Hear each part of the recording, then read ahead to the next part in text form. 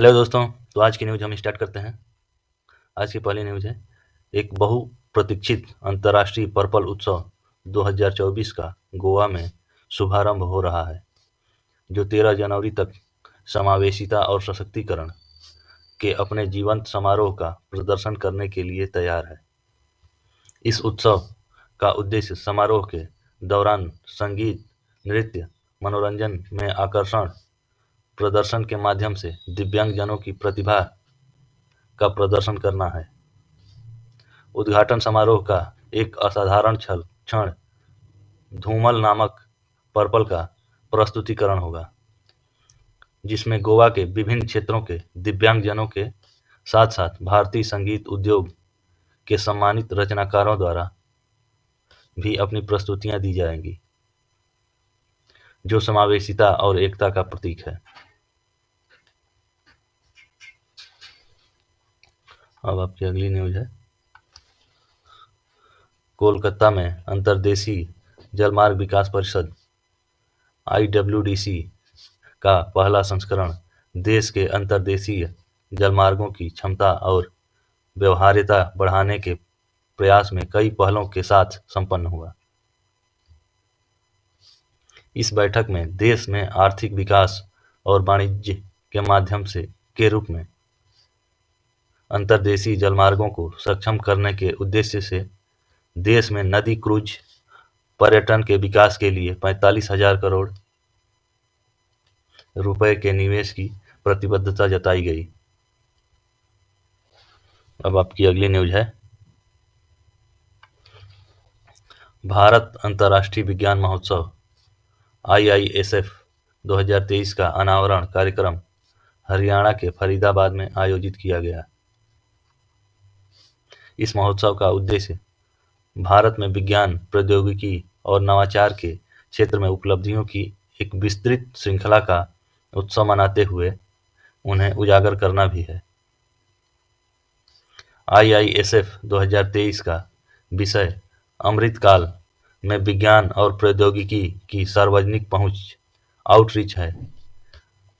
IISF 2023 का आयोजन 17 से 20 जनवरी 2024 तक होने वाला है। अब आपकी अगली न्यूज देखते हैं हम।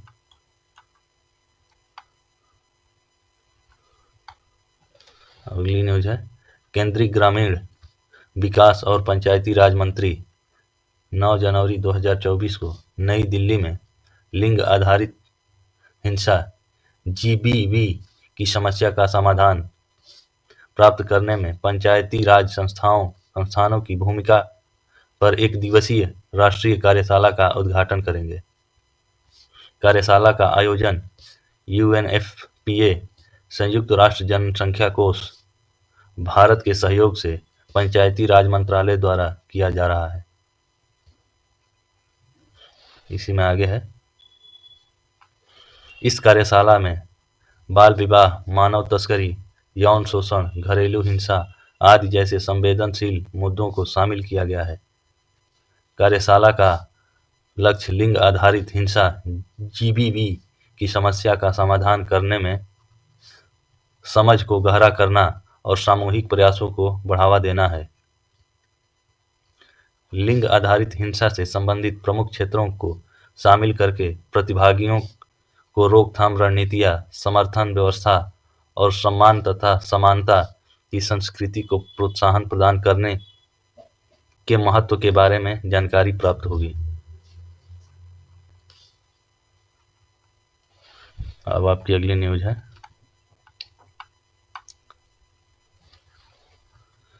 1987 बैच की भारतीय रेलवे कार्मिक सेवा IRPS अधिकारी और लेवल 16 पैनल में शामिल IRAS अधिकारी सुश्री अरुण नायर को रेलवे बोर्ड के सचिव के रूप में नियुक्त किया गया। उन्हें 6 जनवरी 2024 को कार्यभार संभाल लिया है। सुश्री नायर IRMS में लेवल 16 में सूचीबद्ध होने वाली पहली IRPS अधिकारी भी हैं। अब आपकी अगली न्यूज है,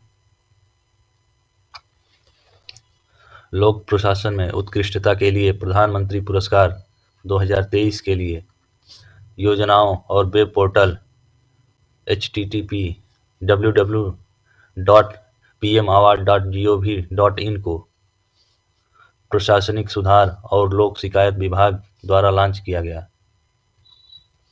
सभी प्रधान सचिवों, एआर या आईटी और सभी राज्यों या केंद्र शासित प्रदेशों के उपायुक्तों या जिला मजिस्ट्रेटों को वीडियो कॉन्फ्रेंस के माध्यम से लॉन्च समारोह में शामिल होने के लिए आमंत्रित किया गया था। इस योजना का उद्देश्य रचनात्मक प्रतिस्पर्धा, नवाचार, प्रतिकृति और सर्वोत्तम प्रथाओं के संस्थानीकरण को प्रोत्साहित करना है। इस दृष्टिकोण के तहत केवल मात्रात्मक लक्ष्यों को हासिल करने के अलावा शासन, गुणवत्ता, उपलब्धि और अंतिम छोर कनेक्टिविटी पर जोर दिया जाएगा। इस वर्ष पुरस्कार योजना को लक्षित व्यक्तिगत लाभार्थियों के माध्यम से जिला कलेक्टर के कार्य प्रदर्शन को मान्यता देने और परिपूर्ण दृष्टिकोण के साथ कार्यान्वयन के लिए पुनर्गठित किया गया है। अब आपकी अगली न्यूज है। रक्षा मंत्री राजनाथ सिंह ने केंद्र शासित प्रदेशों जम्मू और कश्मीर तथा लद्दाख में 4 और राष्ट्रीय कैडेट कोर एनसीसी इकाइयां बढ़ाने के प्रस्ताव को मंजूरी दे दी है।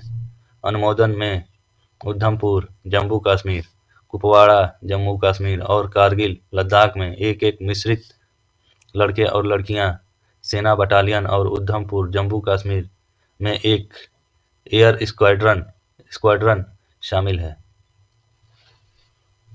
अब आपकी अगली न्यूज है।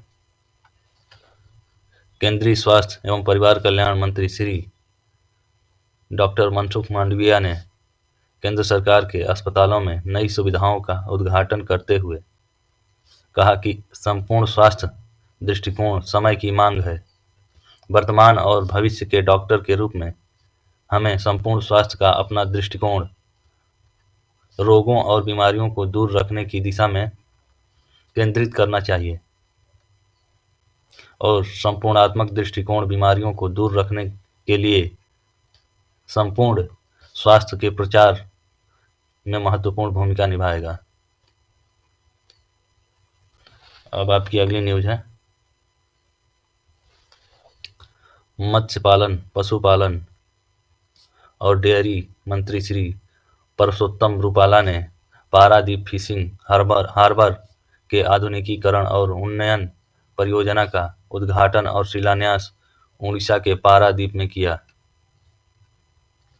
केंद्र सरकार ने प्रधानमंत्री मत्स्य संपदा योजना PMMSY के तहत बंदरगाह, जहाजरानी और जलमार्ग मंत्रालय के सहयोग से सागरमाला योजना के अंतर्गत 100% केंद्रीय वित्तीय सहायता के साथ पारादीप फिशिंग हार्बर के आधुनिकीकरण और उन्नयन की पारादीप बंदरगाह आधुनिकी प्राधिकरण के प्रस्ताव को मंजूरी दे दी है। इसी में आगे है। सागर परिक्रमा यात्रा का 11वां चरण जगत सिंहपुर जिले के पारादीप फिशिंग हार्बर में जारी रहा। सागर परिक्रमा कार्यक्रम के दौरान PMMSY योजना के तहत लाभार्थियों को GSI चेक, नाव और नेट सब्सिडी और खारे पानी के तालाब विकास सब्सिडी से सम्मानित किया गया। अब आपकी अगली न्यूज है। केंद्रीय मंत्री श्री पीयूष गोयल ने भारत के जीवंत और विविध खाद्य इकोसिस्टम पर इंडस फूड 2024 प्रदर्शनी का उद्घाटन किया, जो India exposition mart greater Noida में आयोजित की जा रही है। इस प्रदर्शनी के उद्घाटन पर अपने प्रेरक संबोधन में उन्होंने भारत के विविध खाद्य उद्योगों की प्रशंसा की और वैश्विक बाजारों को लुभाने की इसकी क्षमता पर जोर दिया। और फरवरी 2024 के अंत में भारत टैक्स की घोषणा की। इसी में आगे है, उन्होंने और भी बड़ी प्रदर्शनियों के लिए आधार तैयार करने वाले इन आयोजनों के बारे में अपना दृष्टिकोण साझा किया। अगले वर्ष 2025 में मल्टी वेन्यू बड़े पैमाने के शो के वर्ष के रूप में देखते हुए और वैश्विक मानक स्थापित करते हुए उन्होंने भारत में दुनिया के सबसे बड़े खाद्य मेले की मेजबानी करने की इच्छा जताई। अब आपकी अगली न्यूज है, केंद्रीय गृह एवं सहकारिता मंत्री श्री अमित शाह और केंद्रीय रसायन एवं उर्वरक तथा स्वास्थ्य एवं परिवार कल्याण मंत्री डॉक्टर मनसुख मांडविया ने प्रधानमंत्री जन औषधि केंद्र के रूप में पैक्स PACS विषय पर राष्ट्रीय महासम्मेलन को संबोधित किया। श्री अमित शाह ने आयुष्मान भारत पहल, मिशन इंद्रधनुष, जल जीवन मिशन, डिजिटल स्वास्थ्य, मलेरिया उन्मूलन मिशन, टीबी मुक्त भारत पहल इत्यादि जैसे केंद्र सरकार की अन्य महत्वपूर्ण पहलों पर भी प्रकाश डाला। उन्होंने कहा कि इन पहलों ने देश के स्वास्थ्य सेवा परिदृश्य को बदल दिया है।